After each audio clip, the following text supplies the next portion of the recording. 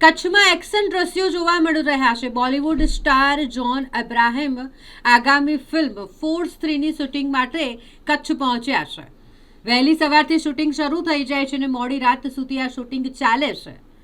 કચ્છની વાત કરીએ તો કચ્છમાં વિશ્વ પ્રસિદ્ધ સફેદ રણ અને જ્યાં રણ ઉત્સવ પૂર્ણ થયો અને રણ ઉત્સવ પૂર્ણ થયા બાદ હવે બોલિવૂડ સુપરસ્ટાર્સનો જમાવડો અહીં જોવા મળી રહ્યો છે. ફોર્સ 3નું શૂટિંગ કે જે અમદાવાદ અને ધોરાજીમાં પૂર્ણ થયા બાદ હવે કચ્છની પસંદગી કરવામાં આવી છે અને અભિનેતા જોન અબ્રાહમ કચ્છ ખાતે પહોંચ્યા છે.